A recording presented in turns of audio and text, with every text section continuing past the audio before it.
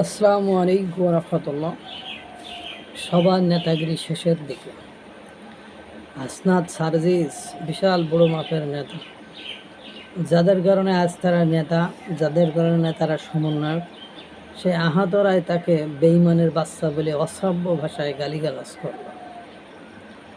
আপনারা জানেন যে আওয়ামী লীগ নিষিদ্ধের সময় সেখানে আহত নিহতের পরিবার উপস্থিত হয়েছিল। তাদেরকে কিভাবে নিয়ে আসা হয়েছে তার একটা বর্ণনা আহতদের মুখ থেকে শোনেন। আপনারা এটাও জানেন যে তাদের দাবি পূরণ হওয়ার পরে হাসনাত সারজিসরা চলে গিয়েছিল, শুধু আহতরা ওখানে পড়েছিল এবং আহতরা বলেছিল আমাদের দাবি আদায় না হওয়া পর্যন্ত আমরা সেখান থেকে যাব না।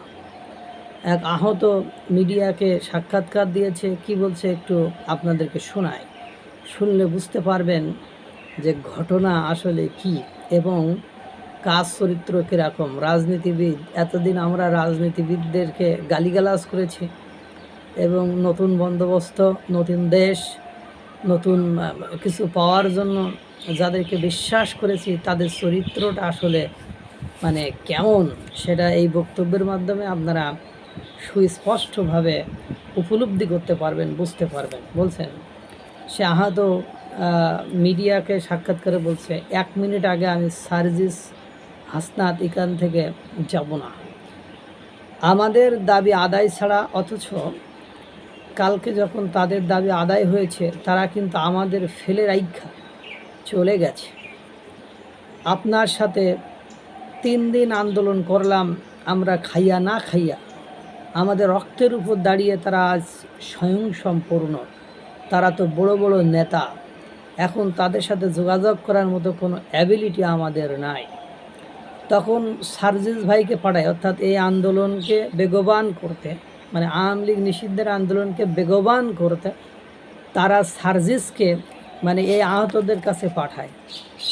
ওদের কাছে ভিডিও আছে, সব কিছু আছে, অর্থাৎ যারা আহত ওদের কাছে ভিডিও আছে, সব কিছু আছে। উনি আমাদের সাথে কথা বইল্লা আমাদের দাবি দেওয়া শূন্য, আমাদের দাবি দেওয়ার সাথে একাত্মতা পোষণ কইরা, একমত পোষণ কইরা উনি স্বীকার করে নিয়ে আসছে আপনারা যতক্ষণ আহত নিহত পরিবার রাজপথে থাকবেন আমরা ততক্ষণ থাকবো। 1 মিনিট আগে আমি সারজিস হাসনাত এখান থেকে যাব না, আপনাদের দাবি আদায় ছাড়া। অথচ কালকে রাত্রে যখন তাদের দাবি দেওয়া আদায় হয়েছে তারা কিন্তু আমাদের ফেলে রাইখা চইল্লা গেছে। ন্যূনতম সৌজন্য বোধটুকু তারা আমাদের আহত নিহত পরিবারদেরকে দেখায় নাই। টাঙ্গাইল থেকে এসে খাইয়া না খাইয়া আন্দোলন করলাম, আমাদের থাকার জায়গা নাই, খাওয়ার জায়গা নাই, এই মঞ্চ আমরা পাহারা দিছি, তারা এখনও আসে নাই। হাসনাত সারজিস এখনও আসে নাই, কোনো মেসেজও পাঠায় নাই। 5 তারিখের আগে আপনাদেরকেও চিনতো না। আপনারা 5 তারিখের আমাদের রক্তের বিনিময়ে আপনারা সমন্বয়ক হয়েছেন, আপনারা নেতা হয়েছেন, সেই আমাদেরকেই আপনারা ভুলে গেলেন। আপনারা মিডিয়া ছাড়া আমাদের পাশে, আর সাধারণ জনগণ কিছু ছাড়া কোনো রাজনীতিবিদ, কোনো সমন্বয়ক, কোনো দলের লোকজন আমাদের সাথে পাশে নেই, আমাদের কাছে নেই। মার্চে আমরা আন্দোলন করেছিলাম, সেই আন্দোলন দাবি দেওয়া পূরণ করে নেওয়ার কথা। জানেন আমরা যে কাফনের কাপড় পরে এসেছিলাম, সেটা আজও পূরণ হয়নি। আমাদেরকে তুচ্ছ তাচ্ছিল্য, অবহেলায়, অনাদারে ফেলে রেখেছে, আমাদেরকে কোনোভাবে গুরুত্ব দিচ্ছে না। এই হাসনাত সারজিস, এই বেঈমানের বাচ্চারা আমাদেরকে রাস্তায় ফেলে চলে গেছে।